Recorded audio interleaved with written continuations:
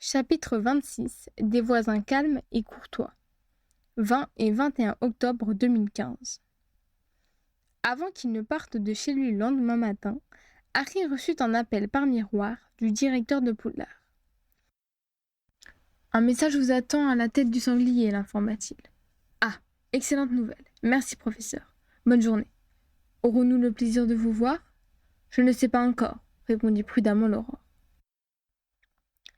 Le bar n'était pas réellement ouvert quand Harry y passa.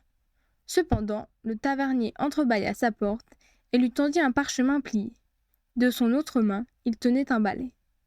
Manifestement, il faisait de temps en temps le ménage, ce qui était inattendu vu l'état du pub, en règle générale. Harry transpana au ministère. Owen était plongé dans un livre quand Harry le rejoignit.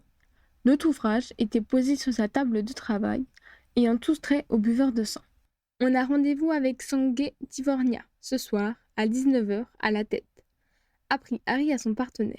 « Tu me résumeras tes scènes lecture avant qu'on y aille. »« C'est le vampire ? » ?»« Oui, c'est ça. »« Vous ne vous ennuyez pas trop dans cette enquête ?» s'exclama Demelza, qui s'était approché d'eux. « C'est le moins qu'on puisse dire, » sourit Harry. « Alors, de ton côté, quoi de neuf ? » À première vue, tout le sang que vous avez prélevé vient d'un centaure. Althea est repassée derrière moi pour vérifier. Je n'ai rien repéré qui pourrait être humain ou venir d'une autre créature. Des résidus de salive sur la peau ? Seulement de la sueur. Mais là, je ne peux pas trop dire si elle est centaurienne ou pas. Mon échantillon n'était pas assez consistant. Des traces de cornes, de chitine ou quoi que ce soit de non humain ? Nous n'avons rien trouvé. On a pensé à une arme qui ne serait pas métallique. Des restes de bois, eau, pierre ? Absolument rien. Les entailles sont très propres. D'accord. Que vas-tu mettre sur le rapport ? Pas grand-chose en fait. D'après les photographies, la créature a été blessée plusieurs fois par un objet coupant qui n'a pas laissé de traces. C'est la veine sectionnée de son cou qui a causé la mort. Les coups ont été portés par un droitier. J'ai agrandi les photos.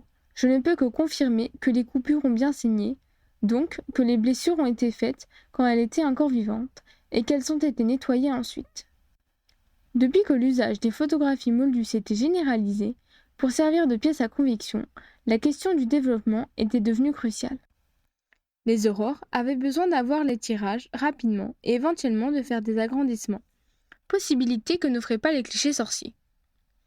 Les enchanteurs d'appareils magiques dédaignaient les équivalents moldus et s'étaient indignés à l'idée d'apprendre à développer les photos statiques. Par ailleurs, il était délicat de confier les pellicules en dehors du monde sorcier au vu des images immortalisées par les aurores. De plus, au cours des dernières années, les moldus étaient passés aux photos numériques et il devenait plus difficile de trouver des boutiques assurant le développement des pellicules argentiques. Harry avait donc décidé qu'ils s'occuperaient eux-mêmes de leurs clichés. L'exercice était proche de leur technique de potion, et la magie permettait d'obtenir très facilement l'obscurité requise pour les manipulations, avec un minimum d'aménagement. Les policiers en faisaient autant. « Et l'enquête sur les apothicaireries ?» continua Harry. « J'ai lancé l'alerte, on a interrogé quelques contacts, mais rien pour l'instant. Désolé, commandant. »« Cela ne fait que 24 heures qu'on a commencé, » rappela Harry. « Tu as fait du bon boulot. Merci.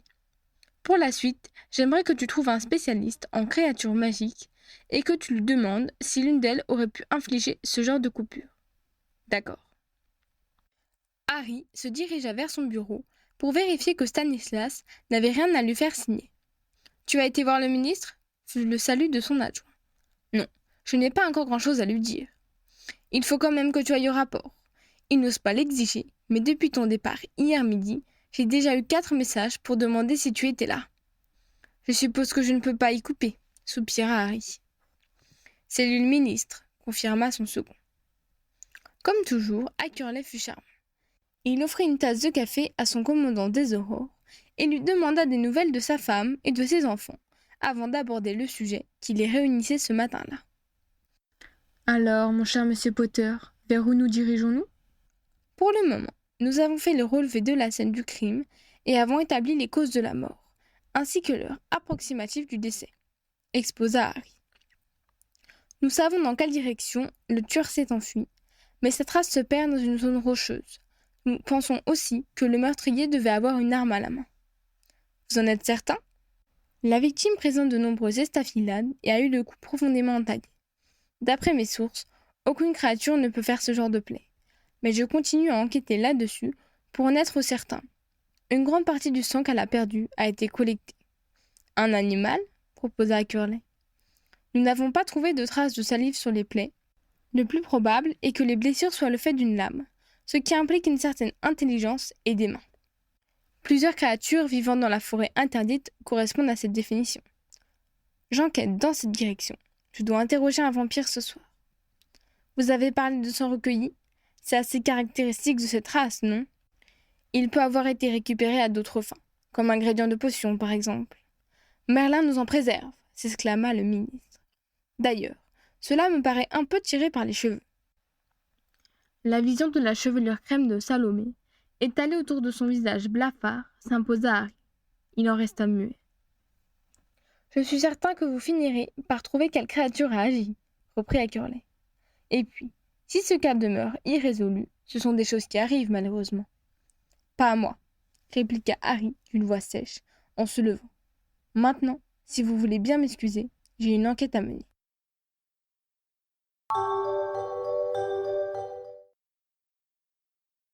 D'après la carte du maraudeur, il y avait 3 accès qui émergeaient de la forêt interdite.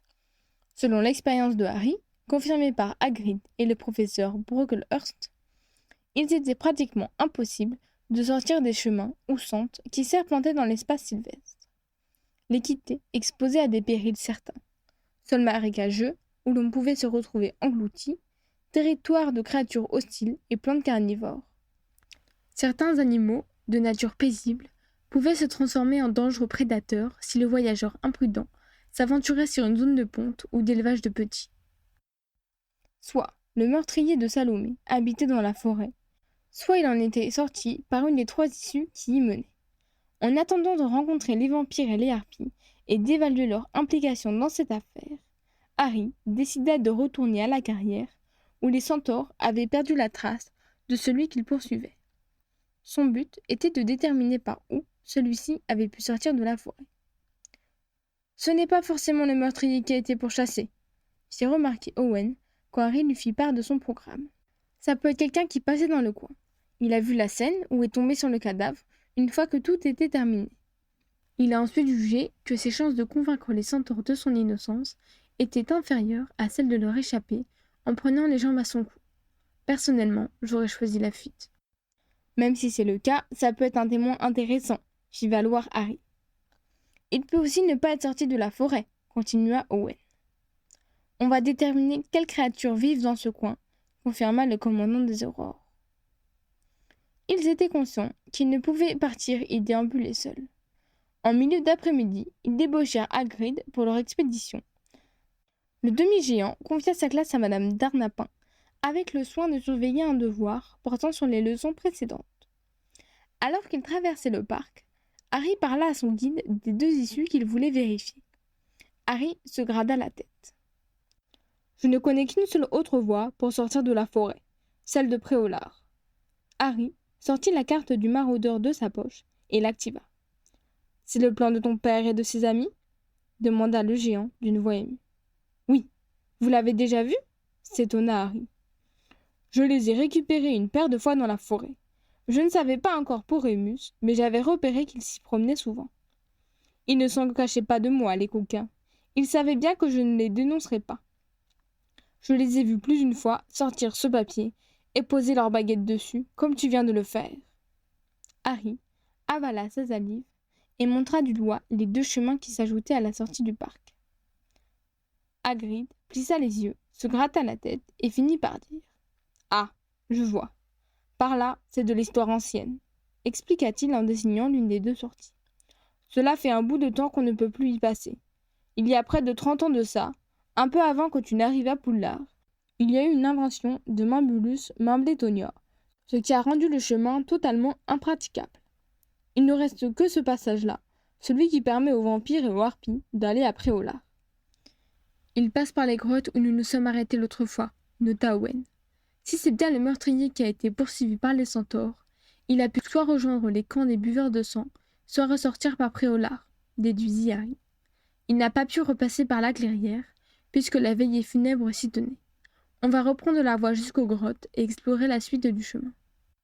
Une fois sur les lieux du drame, les aurores vérifièrent qu'aucun indice n'avait échappé la veille à leur vigilance. Durant la nuit, Salomé avait été inhumée.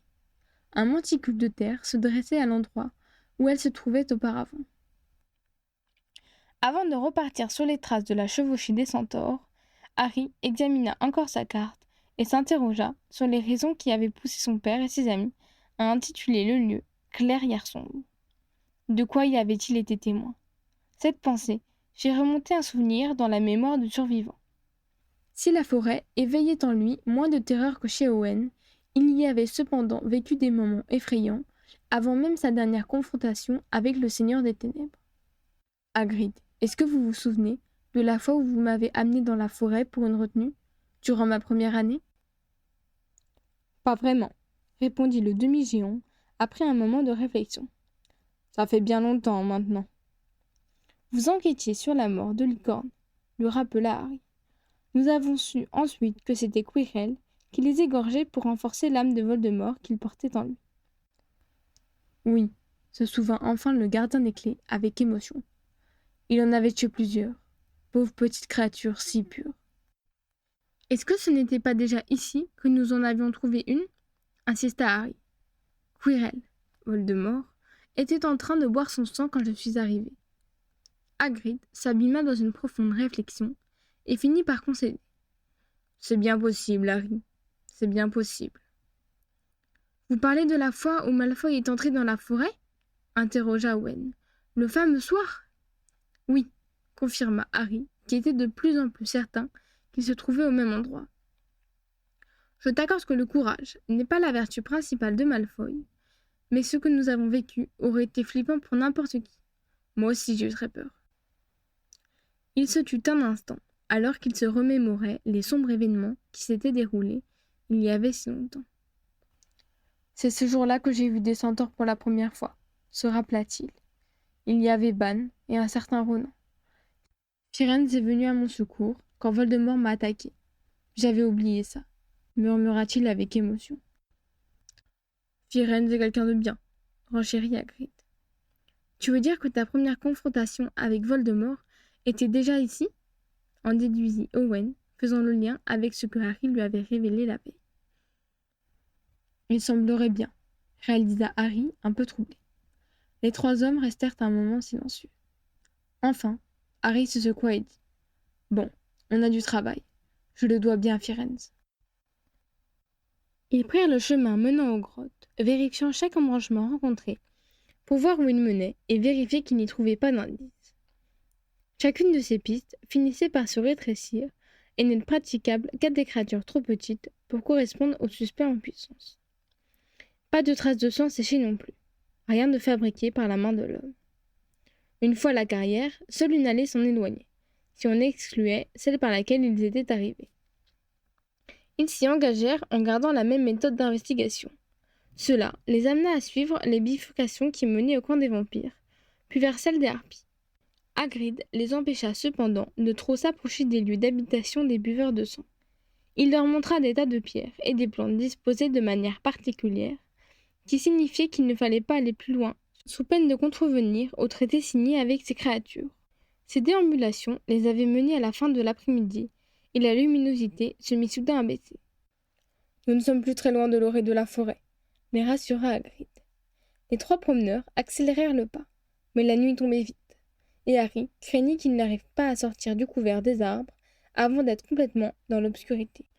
Il était en train de se demander si allumer sa baguette pour s'éclairer serait considéré comme une agression par les centaures, quand il aperçut, à son grand soulagement, des lueurs dans une trouée d'arbres. Malheureusement, le chemin s'incurva et sembla les en éloigner. « Ce n'est pas plutôt par là ?» demanda Harry en retenant leur guide par la manche. « Non, mon garçon, j'irai droit vers des marécages. Ces lumières sont des pitiponques. Il ne faut pas les suivre, si on ne veut pas se perdre. Ce sont de petits chenapans. » Harry n'eut pas besoin de regarder Owen pour savoir ce que celui-ci pensait. Selon leur livre de classe, ces créatures prenaient un malin plaisir à égarer les voyageurs en faisant briller une lumière sur leurs pieds uniques, et de nombreux explorateurs avaient payé de leur mort les plaisanteries de ces chenapans. La voie qui suivait changea encore de direction, et ils se trouvèrent brusquement devant les rues illuminées de Préolard. Le chemin qui menait à la forêt était séparé de la première maison par un pré où paissaient des vaches. L'étendue herbeuse qu'ils traversèrent était hors du cercle de lumière, et Harry nota qu'ils pouvaient entrer directement dans le village ou en faire le tour, sans que personne ne les remarque. Les chances qu'on ait repéré quelqu'un qui sortait de la forêt le soir du meurtre étaient pratiquement nulles.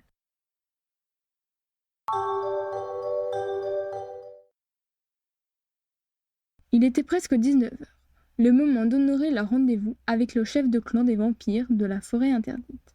Dans le pub, Harry fouilla des yeux les endroits les plus sombres, sachant que son interlocuteur ne serait pas à l'aise en pleine lumière. Mais les recoins étaient nombreux, les habitués se rendant dans ce lieu pour rencontrer leurs connaissances sans être dérangés. Il fallut le signe discret d'un homme pour repérer celui qu'ils étaient venus voir. De loin, Harry n'aurait pu l'identifier comme un vampire. Il fallut qu'il soit assis en face de lui pour remarquer les yeux trop brillants et le teint pâle qui caractérisait ces créatures. Sangue Tivornia ne se leva pas pour les accueillir, ni n'eut de mouvement pour les mettre à l'aise. Il se contenta de regarder les aurores prendre place devant lui, attendant qu'ils indiquent ce qu'ils lui voulaient. Harry décida de se passer de préliminaires. « Nous enquêtons sur la mort d'une centauresse, lui apprit-il. Votre campement est à 1 kilomètre de l'endroit où cela s'est produit. L'un des vôtres aurait-il des informations à nous donner pour savoir qui a commis ce meurtre ?» Le vampire resta un moment silencieux, sans expression particulière, avant de demander. « Pensez-vous que c'est l'un des miens qui a fait ça ?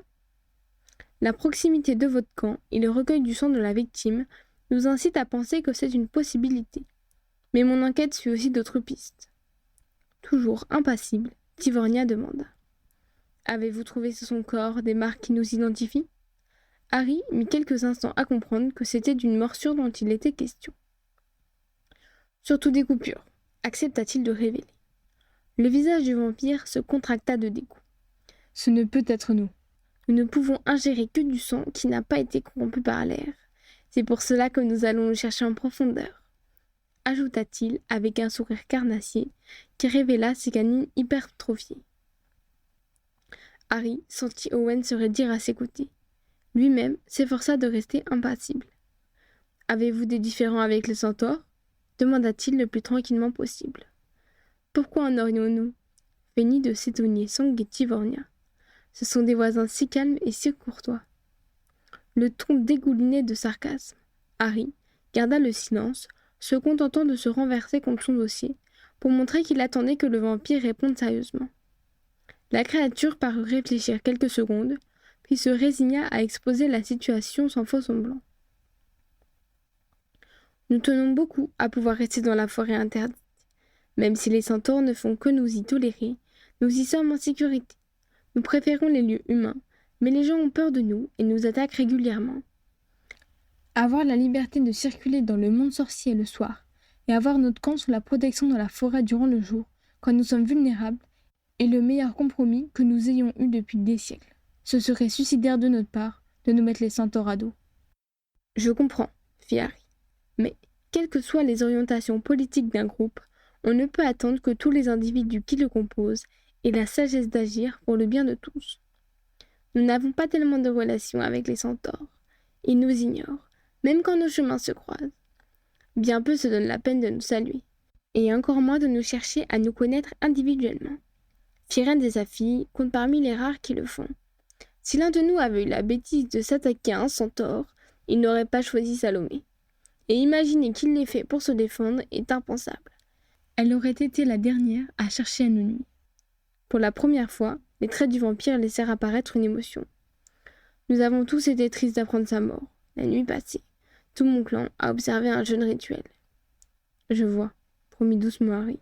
« Et qu'en est-il de la relation entre les harpies et les centaures ?»« Elle ressemble à la nôtre, si ce n'est qu'ils se croisent encore moins, car les harpies sont dures.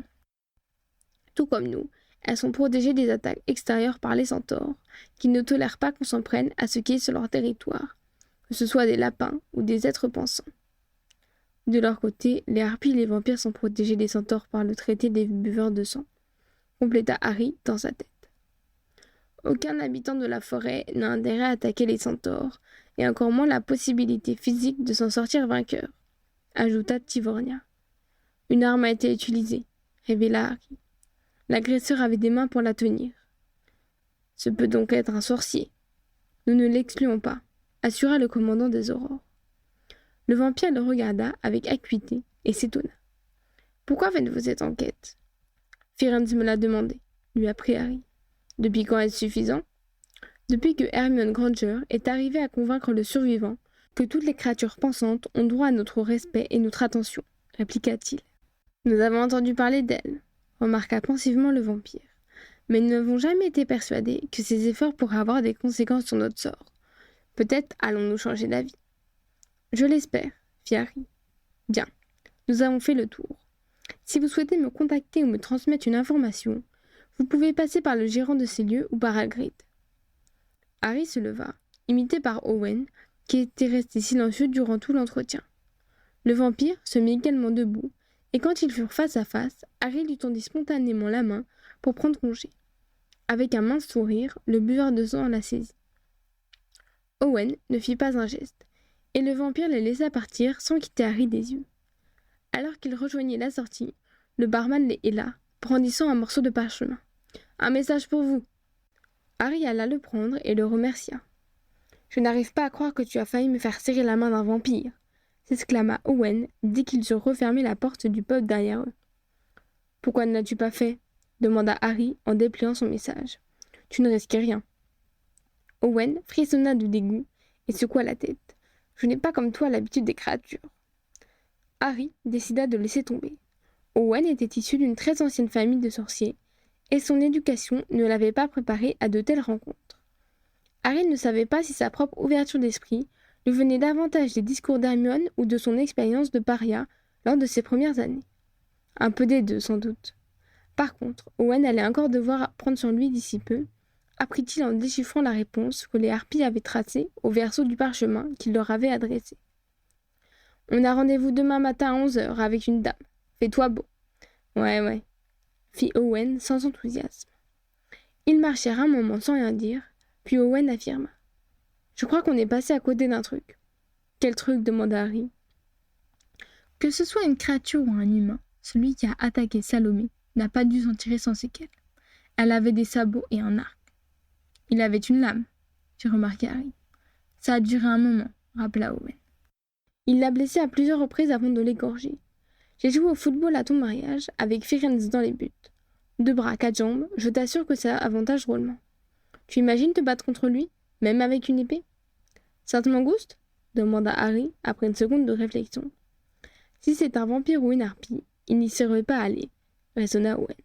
Leur chef de clan nous mène en bateau et cache peut-être le coupable.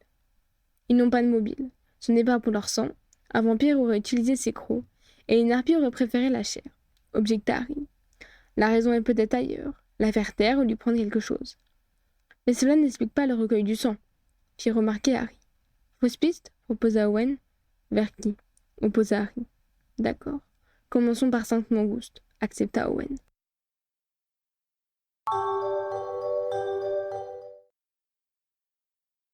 Ils s'y attelèrent à la première heure le lendemain matin.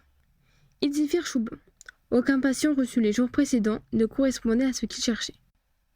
Guérisseur privé, avança Owen alors qu'il repartait vers les cheminées du hall d'accueil de l'établissement. Un vétérimage? On ne peut pas tous les interroger, bougonna Harry. Je vais demander de l'aide à Watchover. Ils se rendirent au service de la police magique, et Harry exposa les circonstances de son enquête à son homologue. J'ai déjà du monde sur les apothicaireries, au cas où du sang de centaure y serait proposé, indiqua-t-il. Ça m'arrangerait si vos hommes laissaient traîner leurs oreilles après au lard ou sur le chemin de traverse et me rapportent s'ils entendent parler de quelqu'un qui semble s'être pris une bonne raclée ou avoir été blessé par un abraxan. Je ferai passer le mot de mon côté aussi. Vous pouvez compter sur moi, assura Watchover. Mais sans vouloir m'immiscer dans votre enquête, vous êtes certain que c'est un sorcier qui a fait le coup? Non, reconnut Harry. Mais je ne peux pas aller perquisitionner chez les harpies ou les vampires pour vérifier que personne n'a reçu de coup de sabot. Je ne lâche pas le morceau, mais je commence par ce que je peux faire facilement. J'espère qu'aucun jockey malchanceux n'a été blessé par sa monture, fit le policier sur le ton de la plaisanterie. Tant que son cheval peut témoigner de ce qui s'est passé, il ne risque rien, répartit Harry en souriant. Tout à coup, Watchover reprit son sérieux et dit « Attendez, ça me revient. Mais je crois bien qu'un de mes agents m'a dit qu'il avait remarqué quelque chose de louche concernant une harpie à la tête de sanglier il y a quelques semaines. Vous voulez que je creuse un peu ça ? On en rencontre une demain matin, l'informa Harry. Un instant, je vais voir si mon agent est là, fit Watchover en sortant de son bureau pour scruter la salle où travaillaient ses équipes. Harry et Owen l'entendirent crier un nom, et un policier ne tarda pas à les rejoindre. Oui, chef, fit-il en saluant de la tête les deux aurores. Tilden, tu m'as raconté quelque chose à propos d'une harpie, il y a un petit moment. Tu peux répéter pour le commandant Potter ? Oui, commandant. Ce n'est peut-être rien, mais j'ai vu qu'une harpie était en affaire avec un type qui n'était pas du genre à venir à la tête. C'est la manière dont il se tenait qui m'a alerté. On ne le sentait pas à l'aise. Il lui a filé quelque chose, peut-être de l'argent. Je ne sais pas ce qu'il a eu en échange. Un groupe est passé entre nos tables juste à ce moment-là. Quand j'ai rétabli le contact visuel, il était en train de se lever pour partir. Je l'ai filé jusqu'à la cheminée publique de Préolard. Je n'ai pas pu entendre sa destination. Je n'avais rien de spécial contre lui, alors j'ai laissé tomber. L'agent Tilden jeta un regard nerveux vers les aurores et s'inquiéta. Je n'aurais pas dû ? Difficile à dire pour le moment, mimisa Harry. Nous enquêtons sur un acte commis il y a 2 jours dans la forêt interdite. Cela n'a peut-être rien à voir. Si vous le revoyez, dites-le nous. De notre côté, on tâchera d'en savoir plus si on en a l'occasion. Entendu, répondit Watchover. Et nous, on ouvre l'œil sur tout ce qui pourrait ressembler à une blessure causée par un sabot.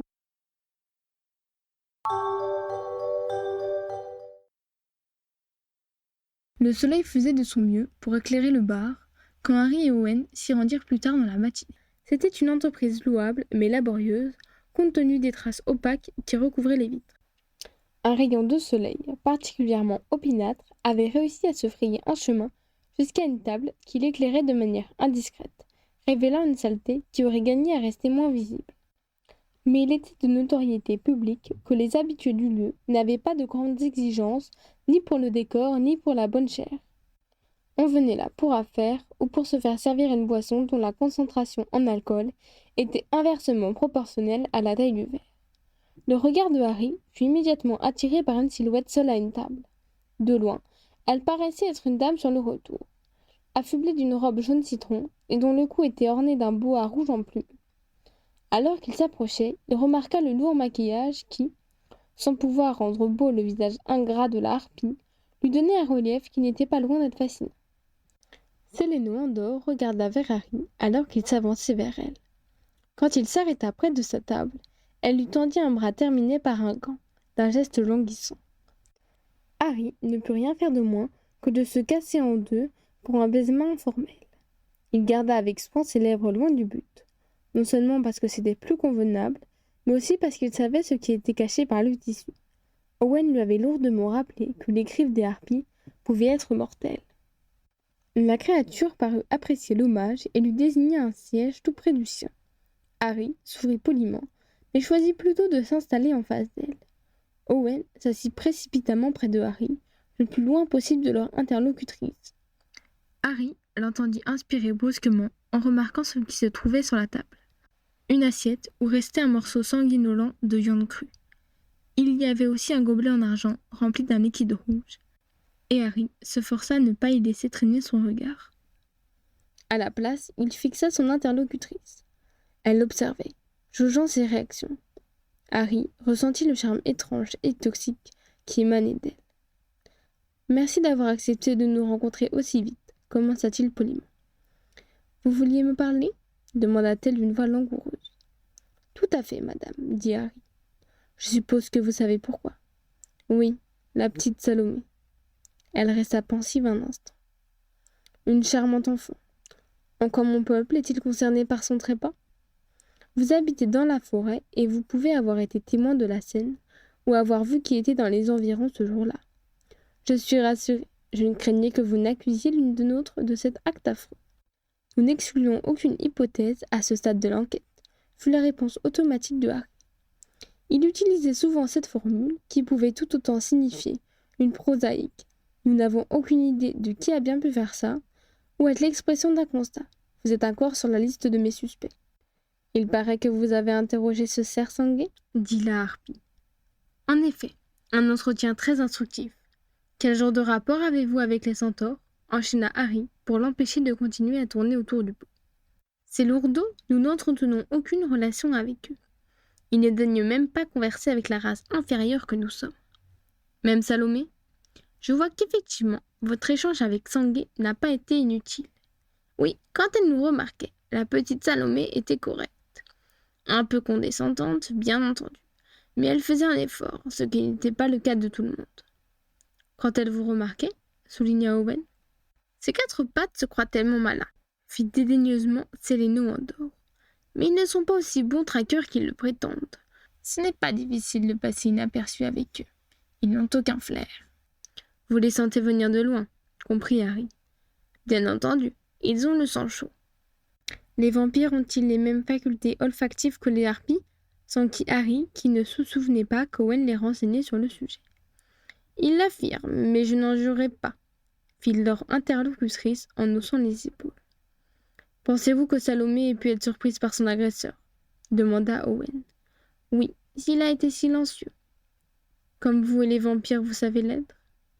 N'en tirez pas de conclusions hâtives, répondit-elle, confirmant implicitement que les vampires, eux aussi, pouvaient être discrets. Les centaures sont persuadés de ne rien craindre dans la forêt. Même si Salomé a entendu quelqu'un venir, elle ne s'en est pas forcément préoccupée. N'importe quoi peut approcher un de ces balourds sans éveiller sa peur ni sa méfiance. Si vous voulez mon avis, seul un centaure a pu efficacement s'en prendre à elle. C'est votre théorie? Interrogea Harry. C'est soit un centaure, soit un humain usant de magie, trancha-t-elle. Pas de magie, assura Harry. Une arme que seule une créature ayant des mains a pu utiliser. Choisit-il de révéler? Elle resta un instant songeuse, pesant l'information qu'il venait de lui donner. Si les centaures ne veulent plus de nous dans la forêt, nous n'avons plus d'endroit où aller, se dédouana-t-elle. Aucune de nous n'aurait l'idiotie de s'en prendre à l'un d'eux. Pour éliminer le témoin d'une faute, peut-être, proposa Harry. Quelle faute? Nous n'avons pas d'autre obligation que de ne pas toucher aux créatures pensantes. Ils sont plaints dernièrement qu'un sorcier ou un centaure a été dévoré. Les centaures sont-ils comestibles pour vous? Questionna Harry. Aucune de nous n'a eu l'occasion de le tester, rétorqua-t-elle sèchement. Mais oui, sans doute, comme les humains, ajouta-t-elle avec défi. L'une de vous a peut-être voulu essayer, insista Harry. Elle en a eu la possibilité et s'est laissée tenter. Salomé a-t-elle été mordue? S'enquit la harpie. Lui manque-t-il un morceau de chair? Aucun des deux aurores ne répondit, ce qui valait une dénégation. Nous nous contrôlons parfaitement, affirma Séléno Andor avec force. Nous prenons toutes nos potions quotidiennement. J'y veille personnellement. Si l'une de nous avait été saisie de la grande faim, elle n'aurait pas pu en cacher les symptômes et nous nous en serions occupés. De quelle manière? Demanda machinalement Harry. La harpie eut un large sourire qui dévoila une dentition démesurée. De la manière habituelle, répondit-elle, sibylline. Harry décida qu'il préférait ne pas savoir et qu'il était temps de changer de sujet. Que vendez-vous aux sorciers? Interrogea-t-il. Comment ça? Demanda-t-elle le visage figé. Certaines d'entre vous ont été vues en train d'échanger de la marchandise contre de l'argent. Qu'est-ce que c'était? L'harpie les regarda un moment durement, faisant disparaître tout ce qui aurait pu être plaisant de son visage. Puis ses traits se détendirent sans effacer sa laideur, et un ricanement rauque fit presque sursauter les aurores. Elle se laissa aller à son hilarité quelques secondes avant de lâcher. « Vous n'êtes pas au courant ?» « Manifestement non, » reconnut Harry. « Certains d'entre vous payent des fortunes pour qu'on nettoie les buissons. »« Pardon ?» Harry savait que les harpies faisaient de basses œuvres pour les sorciers, comme curer les étables, chercher du bois ou trier les ordures. Mais nettoyer les buissons lui paraissait une activité étrange. Il y a un monsieur qui veut du fil d'acromantule. Il n'est pas très regardant sur la qualité. Alors on se contente de récupérer ce que ces bestioles laissent traîner derrière elles sur les branches des arbres. Même pas besoin d'approcher leur nid. Tout bénef pour nous. Un monsieur? Répéta Harry, intrigué par le terme choisi. Oui, pas sûr à être à l'aise ici. Pire que vous. Il paraît qu'il est en recherche, c'est ce qu'il nous a dit. Comme il paye bien, j'ai mis 2 filles sur le coup. Elle lui apporte ses bouts de fil et il est content. Il fait de la recherche? Tenta de comprendre Owen. Céléno en dehors haussa les épaules. Visiblement, elle ne savait pas et ne trouvait pas le sujet intéressant. Et le sang de Centaure, ça se négocie? Demanda Harry. Elle lui lança un regard qui le mit sur la défensive et, quand elle se pencha pour combler l'espace que la table créait entre eux, il dut réprimer son instinctif mouvement de recul. Personne ne touche au sang d'un animal pensant dans mon clan, siffla-t-elle en détachant chaque mot. L'odeur du sang ne peut se dissimuler. Si l'une d'eux le faisait, c'est son sang à elle dont nous nous abreuverions.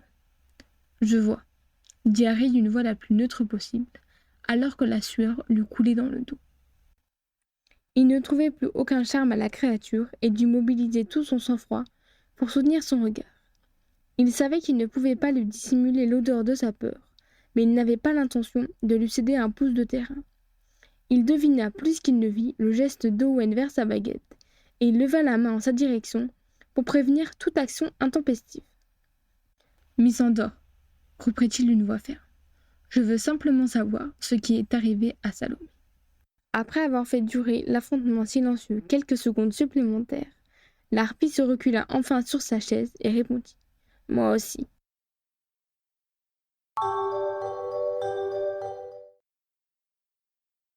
Quand Harry et Owen sortirent du bar, ils marchèrent un moment dans la grande rue d'un pas rapide pour évacuer la tension.